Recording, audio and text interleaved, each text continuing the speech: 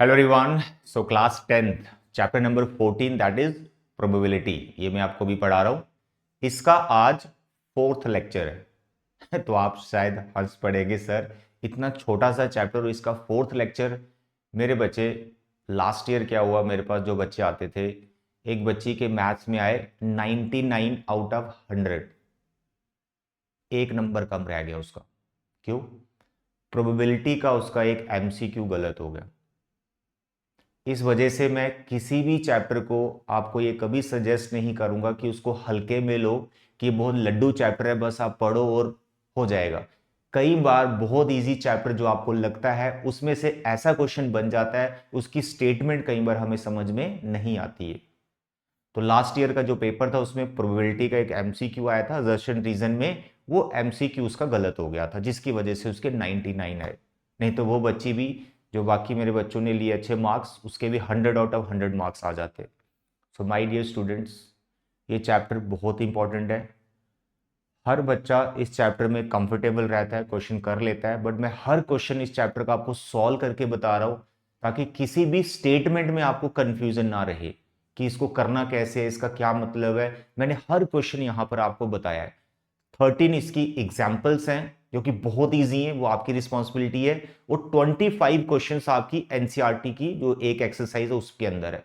तो 25 के 25 क्वेश्चन मैं यहां आपको सॉल्व करके बता रहा हूं। लास्ट लेक्चर में मैंने 15 क्वेश्चन सॉल्व किए थे, फर्स्ट 15। तो आज जो बचे हुए 10 क्वेश्चन है वो मैं आपको सॉल्व करने वाला हूं। और ये लास्ट लेक्चर नहीं है प्रोबेबिलिटी का। एक लेक्चर में आपको और दूंगा जिसमें आपको एक्स्ट्रा क्वेश्चंस कराऊंगा इस चैप्टर के, फिर हमारा प्रोबेबिलिटी पैक हो जाएगा। प्लेलिस्ट में बना रहा हूं हर चैप्टर्स की, प्रोबेबिलिटी का प्लेलिस्ट बना हुआ, और बाकी पीछे जितने भी चैप्टर्स मैंने करवाए हैं सबकी प्लेलिस्ट आपको मिल जाएगी। आपने बस क्लिक करना उस प्लेलिस्ट में, आपको टॉपिक वाइज सारे लेक्चर्स मिल जाएंगे हर एक चैप्टर्स के। बस आप फाइनल की तैयारी बिल्कुल दबा के करो क्योंकि समय बहुत कम है। आज है 13 नवंबर और आपका फर्स्ट एग्जाम मैथ्स का ही है, 17 फेब है शायद। तो लगभग आपके पास 3 मंथ्स का टाइम है, यानी 90 डेज आपके पास अभी हैं। तो इन 90 डेज में हर एक सब्जेक्ट को आपको प्रिपेयर भी करना है। सो माय डियर, टाइम बिल्कुल वेस्ट नहीं करना है, आप अपनी पढ़ाई पे लग जाओ। आपका जो मैथ्स है वो मेरी रिस्पॉन्सिबिलिटी है, जैसे मैं आपको पढ़ा रहा हूं, जो सजेशन देता हूं उसको फॉलो करते जाओ, आपके बहुत अच्छे मार्क्स आएंगे। ठीक है, तो देखिए हम स्टार्ट करते हैं यहाँ पे क्वेश्चन नंबर 15 से। लास्ट लेक्चर में हमारा जो है 16 से स्टार्ट करेंगे, 15 तक हमने कंप्लीट कर लिया। ठीक है, तो अभी देखें यहाँ पर क्वेश्चन नंबर जो हमारा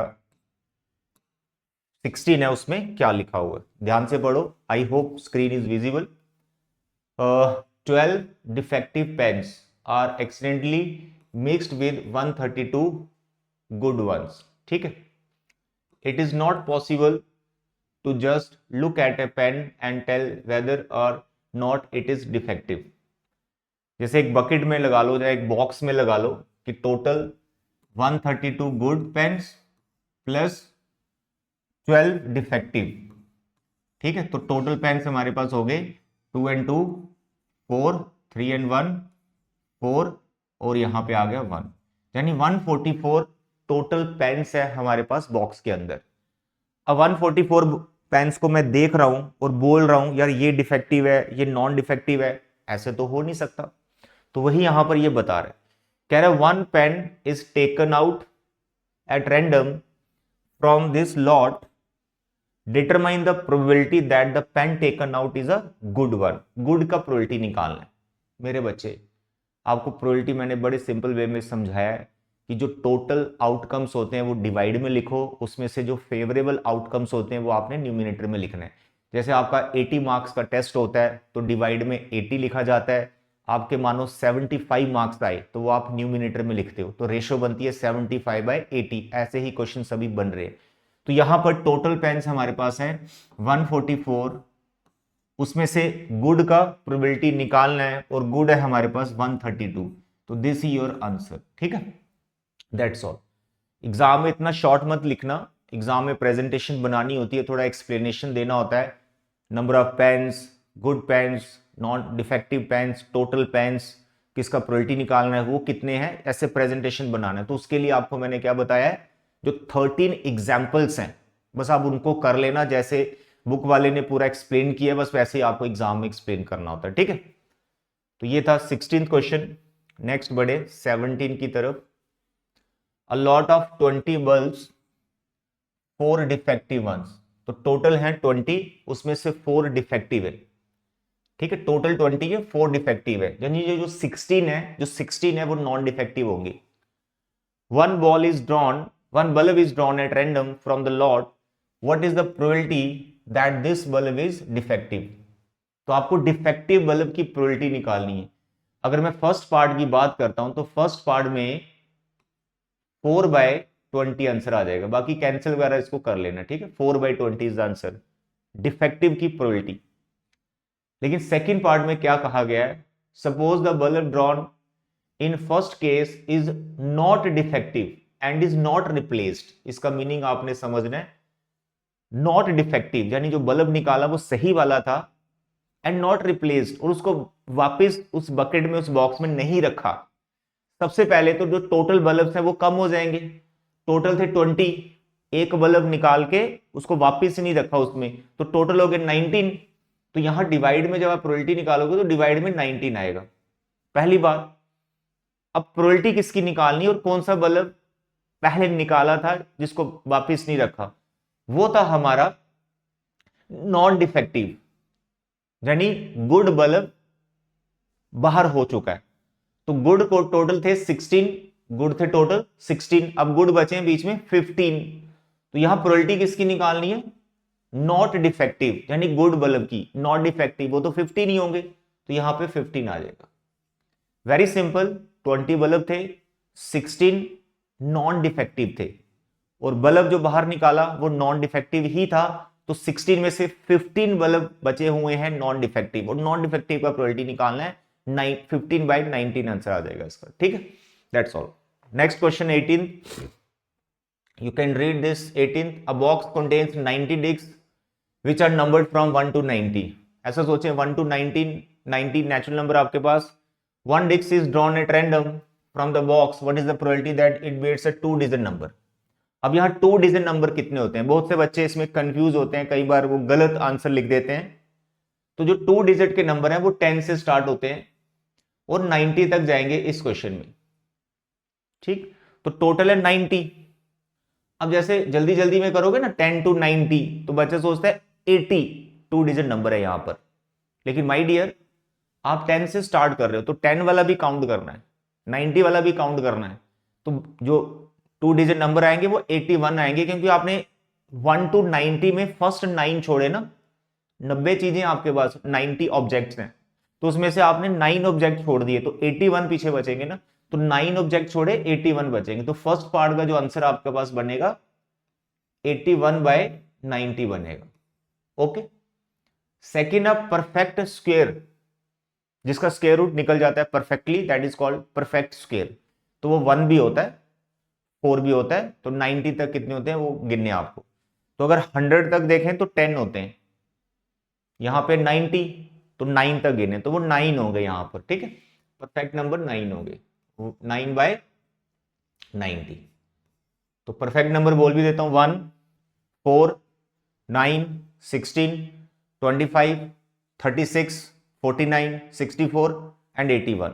टोटल 9 परफेक्ट स्क्वायर नंबर होंगे। A number divisible by 5, third part is very important, क्योंकि इसमें 5 के डिविजिबल नंबर आपको काउंट करने होंगे कि 1 to 90 कितने 5 डिजिट 5 से डिवाइड होने वाले नंबर है। तो इसमें एपी का कॉन्सेप्ट लग रहा है, तो ये क्वेश्चन बहुत इंपॉर्टेंट हो जाता है, क्योंकि दूसरे चैप्टर का भी बीच में इन्वॉल्वमेंट आ गया।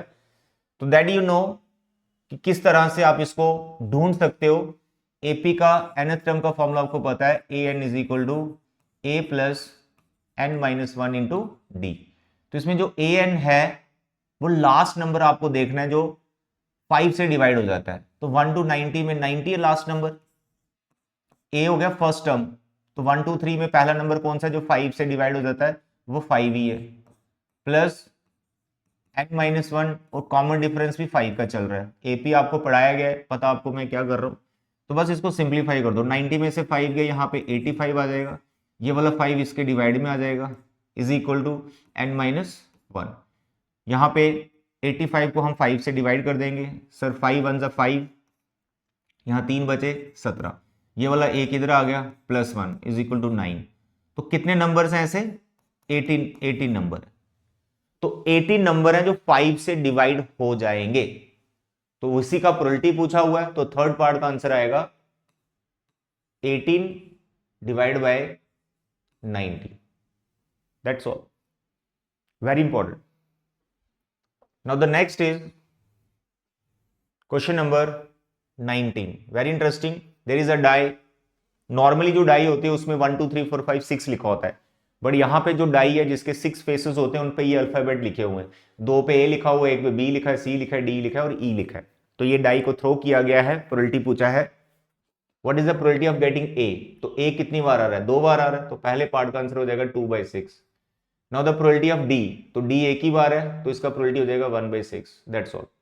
क्वेश्चन नंबर 20, इसमें बच्चों को कंफ्यूजन होती है, ये बहुत इंटरेस्टिंग है।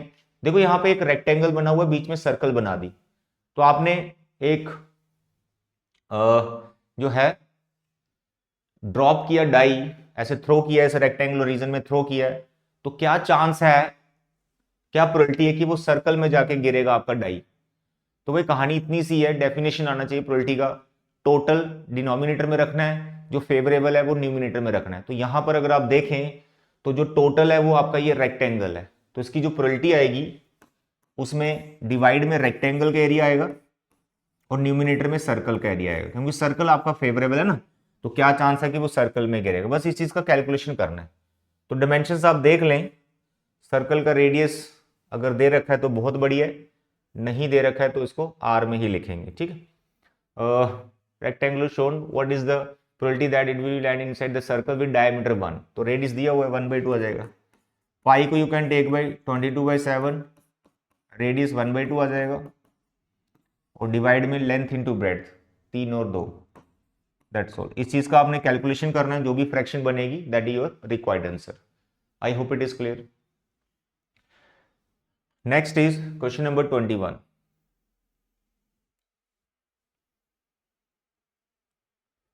A lot consists of 144 balls, out of which 20 are defective। देखो 144 है, उसमें से 20 डिफेक्टिव है, तो 144 टोटल है, 20 उसमें से डिफेक्टिव है। इनको अगर आप माइनस करो तो नॉन डिफेक्टिव आ जाएंगी। देखो ये 4 आ गया, इसमें से ये 4 में से 2 गया, 2 गया, ये आ गया 1, तो 124 जो है गुड वन, नॉन डिफेक्टिव है। Now Noori will buy a pen if it is good. Of course Noori pen buy करेगी अगर वो पेन गुड है। कह रहा है word will not buy if it is defective. The shopkeeper draws one pen at random and give to her. Shopkeeper ने एक pen लिया और नूरी को दिया। आगे क्वेश्चन है what is the probability that she will buy. तो बाय कब करेगी वो? जब पेन गुड होगा, फेवरेबल हो गया गुड। अब गुड कितने? 124। पहले का आंसर आ जाएगा 124 आपके फेवरेबल और टोटल है 144। इसको आप सिंप्लीफाई कर सकते हैं। दिस इज फर्स्ट पार्ट का आंसर। What is the probability that she will not buy it?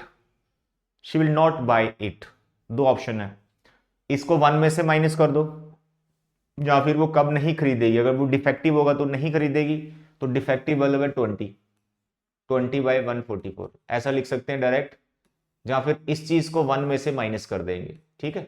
1 में से 124/144 माइनस कर सकते हैं नॉट का प्रोबेबिलिटी निकालने के लिए। Now the question number 22। देखो यहां पर ये बड़ा इंटरेस्टिंग है, टेबल बना हुआ है, टेबल आपने फिल करना है, आंसर्स देने हैं, कंप्लीट द टेबल। अब एग्जांपल 13 में अगर आप देखेंगे तो 2 डाइस का सैंपल स्पेस आपको बनाना पड़ेगा, 1 1 1 2 1 3 1 4 ऐसे 36 का सैंपल स्पेस बनाना पड़ेगा।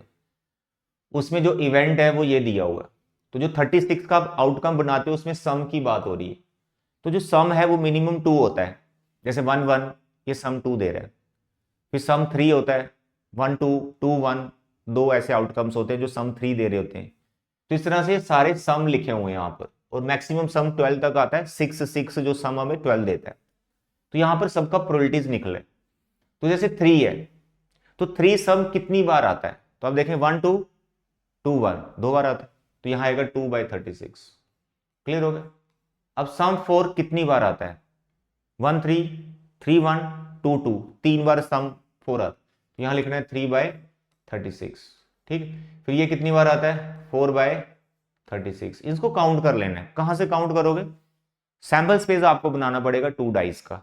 आई होप आप इसको फिल कर लोगे। ऑफकोर्स आप फिल कर लोगे। यहां तक लिखा है 5/36, यानी जो 8 सम है वो 5 टाइम आता है। 4 4 8, 5 3 8, 3 5 8, 2 6 6 2 8। तो 5 ऐसे पेयर है जो सम 8 दे रहे हैं, इसलिए उसने 5/6 लिखा। फिर जो 9 सम है वो 4 टाइम आता है, तो 4/36। जो 10 सम है वो 3 बार आता है, 3/36। फिर 11 सम है वो 2 बार आता है, 2/36। अब 2 बच गए। 6 और 7 आप देख सकते हैं, ये सिमिट्री में चल रहा होता है। ठीक है, 1 2 3 4 5, बीच में आप देखें इधर 5 आएगा, जब 6 आएगा एक स्टेज आएगी, फिर कम कम होता जाता है। तो 6 और 7 का सम आपने जो डाइस 2 डाइस का सैंपल स्पेस है 36 का, वहां से देख के आप लिख सकते हैं। आई होप ये आप कर ले। ये हो गया आपका फर्स्ट पार्ट की हमने इसमें भर दिया सब। नेक्स्ट है a student argue that there are 11 possible outcomes. कह रहे जब हम 2 डाइस फेंकते हैं, बच्चा कह रहा है 11 ही आउटकम्स बनते हैं। सब दिख रहा है, ये गलत बोल रहा है। ठीक है, क्यों? वो ये सोच रहा है यार हमारे पास जो आउटकम है वो 2 आता है सम के हिसाब से, जब 3 आता है, जब 4 आता है, जब 5 आता है। कह रहा है ये 11 ही आउटकम्स मेरे को दिखते हैं। बट माय डियर, अगर टोटल आप सैंपल स्पेस देखें तो उसमें कितने आउटकम्स हैं? 36। तो अगर वो मानो इसकी बात करता है, सम 8 की बात करता है, तो कह रहा है सम 8 एक ही बार आता है। ऐसा उसकी सोच है बच्चे की कि सम 8 एक ही बार आता है। ठीक है, इसलिए वो 11 काउंट कर रहा है इनको। लेकिन जो सम 8 है, क्या वो एक ही पेयर दे रहा है? नो, बाकी पेयर्स भी है ना कुछ जो सम 8 दे रहे हैं, और वो कितने पेयर्स हैं? वो 5 पेयर्स हैं। तो सबसे पहले ये गलत है। तो इसका आंसर आपने क्या लिखना है कि ये जो हमें दे रखा है इसने, या बच्चा जो बोल रहा है कि ये आता है, it is not equally likely, ये इक्वली लाइकली नहीं है। ठीक है, और प्रोबेबिलिटीज बोल रहा है 1/11 होगी सबकी, वो भी गलत है। हमने सबकी प्रोबेबिलिटी यहां पे निकाली हुई है, सामने दिख रहा है कि 1/11 नहीं, अलग अलग प्रोबेबिलिटीज है, क्योंकि ये एक एक बार नहीं आते हैं। सम 2 बार भी आ रहा है, 3 बार भी आ रहा है, 4 बार भी आ रहा है, अलग अलग आउटकम्स का। ठीक है, do you agree with this argument? Justify your answer. तो आपने सिंपली लिखना है I am not agree with this because the events shown by this guy is not equally likely. बस ऐसे आपने आंसर दे रहे हैं। ठीक है, I hope it is clear. Now question number 23, very interesting, पढ़ो इसको। इसमें बच्चों को इस इंग्लिश में प्रॉब्लम आती है, क्या लिखा हुआ है? A game consists of tossing a 1 rupee coin 3 times and noting its outcomes each time. एक गेम है जिसमें कॉइन टॉस किया जा रहा है 3 टाइम्स। तो सबसे पहले 3 टाइम्स जब हम कॉइन टॉस करते हैं तो उसके आउटकम्स कितने बनते हैं वो आपको पता होना चाहिए। वो 8 आउटकम्स बनते हैं। मेरा फर्स्ट लेक्चर देखेंगे प्रोबेबिलिटी का, उसमें मैंने सारे कॉइन्स के आउटकम्स यहां पे निकाले हुए हैं। तो 3 कॉइन्स के 8 आउटकम्स बनते हैं। क्लियर हो गया? तो सबसे पहले 8 आउटकम्स होंगे जो कि डिवाइड में आएगा। नेक्स्ट पढ़े, Hanif wins if all tosses give the same result. Same result का मतलब तीनों बार हेड आएगा या तीनों बार टेल आएगा। 2 बार हेड से काम नहीं चलेगा, तीनों बार सेम चीज आनी चाहिए, या तीनों बार हेड आएगा या तीनों बार टेल आएगा, तब हनीफ जीतेगा। हमें बताना है 3 हेड, ये इसने हिंट दिया हुआ है, क्या मतलब है? And losses otherwise calculate the probability that Hanif will lose the game. देखो वो जीतेगा कब? जब तीनों बार हेड आएगा या तीनों बार टेल आएगा। तो ऐसा कितनी बार हो रहा है? 2 ही बार हो रहा है। 3 हेड एंड 3 टेल, उन 8 आउटकम्स में 2 ही बार आता है। तो उसके हारने के चांस ज्यादा हो गए। क्यों? 6 बार वो हार सकता है। हेड हेड टेल, यानी जब 3 हेड और 3 टेल नहीं है, ऐसे कितने आउटकम है? 6 आउटकम्स है, क्योंकि टोटल 8 है। तो यहां पर तुम्हारा आंसर आएगा 6/8। कैंसिल वगैरह कर लेना इसको। बस लूज की निकालनी, अगर विनिंग की निकालनी होगी तो 2/8 आ जाएगा। Now the question number 24, a die thrown twice. देखो डाई थ्रोन ट्वाइस, सबसे पहले आपको सैंपल स्पेस बनाना है 36 का। डाई को 2 बार फेंका गया, 36 का सैंपल स्पेस बनाना है। What is the probability that 5 will not come up either time? देखो ये क्वेश्चन है, इसमें थोड़ा सा बच्चों को प्रॉब्लम होती है, सर इसका मतलब क्या है? 5 विल नॉट कम अप इधर टाइम, कह रहा है 5 नहीं चाहिए, ना एक बार चाहिए ना 2 बार चाहिए। इधर टाइम मतलब 2 बार भी नहीं चाहिए, 1 बार भी नहीं चाहिए, 5 नहीं चाहिए। तो 5 नहीं चाहिए, तो आपने जो 36 आउटकम्स बनाए होंगे उसमें आपने देखना है 5 वाला रो, 5 वाला कॉलम, 5 वाला कॉलम, 5 वाला रो, इनको देखना है। तो बस उन पेयर्स को तुमने छोड़ देना है, और ऐसे 11 पेयर्स होंगे जिनको आपको छोड़ना है। तो यहां पे लिखा है 5 विल नॉट कम अप, तो 36 में से जब आप 11 छोड़ देंगे, 36 टोटल होते हैं, उसमें से 11 छोड़ने हैं, क्योंकि इसमें 5 आ रहा है, 11 आउटकम्स में 5 आ रहा है, तो उनको छोड़ देना है। तो यहां पर आपके पास बनेंगे 25। तो फर्स्ट पार्ट का जो आंसर होगा वो 25/36 होगा। 5 will not come up either time. Second part इसका बिल्कुल अपोजिट है, 5 will come up at least once, यानी 5 कम से कम एक बार जरूर आना चाहिए। तो 5 जो एक बार जहां पे आया हुआ है वो सब आपका फेवरेबल हो जाएगा, और जहां पे 2 बार आया वो भी आपका फेवरेबल हो जाएगा, क्योंकि मैंने एटलीस्ट और एटमोस्ट के क्वेश्चन आपको स्टार्टिंग में करवाए थे जब मैंने इसका चैप्टर का इंट्रोडक्शन स्टार्ट किया था, जहां सेकंड लेक्चर में कराए होंगे, देख लेना, ठीक है। तो ये 11 टाइम्स है जब 5 आ रहा है, ठीक है, तो 11/36 हो जाएगा। ये दोनों पार्ट एक दूसरे के अपोजिट हैं, इसका निकाल के इसका 1 में से माइनस करके भी निकाल सकते हो, नहीं तो डायरेक्ट लिख लो। Next 25, last question, very interesting. Which of the following arguments are correct and which are not correct? Give reasons for your answers. My dear students, if two coins are tossed simultaneously, there are 3 possible outcomes: 2 heads, 2 tails, or 1 of each. देखो यहां पे 2 coins फेंके गए, तो total outcomes कितने बनते हैं? क्या सिखाया मैंने आपको? 2n फॉर्मूला लगाएंगे तो 4 आउटकम्स बनते हैं। लेकिन यहां पर बोला जा रहा है कि 3 आउटकम्स बनते, क्योंकि जो हेड टेल और टेल हेड फर्स्ट पार्ट में एक ही चीज मानी जा रही है, लेकिन वो एक चीज नहीं है, वो 2 डिफरेंट ऑप्शंस है हमारे पास। तो इसलिए यहां पर फर्स्ट स्टेटमेंट हमारी रॉन्ग हो जाएगी। इसके लिए आप सैंपल स्पेस बना के उसको दिखा दीजिएगा जस्टिफाई करने के लिए कि 4 आउटकम्स होते हैं, head tail and tail head, they are 2 different outcomes, they are not same outcomes. इसमें सेम बोला जा रहा है। Therefore, each of these outcomes the probability is 1/3. Wrong answer. ठीक है, ये 1/3 wrong है, they are not equally likely. Second part, if a die is thrown, there are 2 possible outcomes, an odd number and even number. Therefore, the probability of getting an odd number is 1/2. ये भी बहुत interesting है।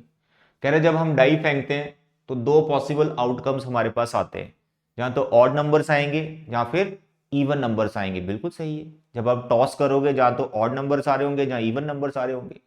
अब odd numbers कितने? 3। यहां mention नहीं किया उसने, ये नहीं बोला कि एक ऑड नंबर आता है, कहता है an odd number and even number, ठीक है। ये स्पेसिफिक नहीं कर रहा है कि सिर्फ 1 आता है, कह रहा है ऑड नंबर आएगा, बिल्कुल 1, 3 या 5 ये आ सकता है, या इवन नंबर 2, 4 या 6 ये भी आ सकता है। ऐसा थोड़ा है कि दोनों एक साथ आ जाएंगे, इवन भी आ जाएगा ऑड भी आ जाएगा, फेस तो एक ही अप होगा, तो जहां इवन होगा जहां ऑड होगा।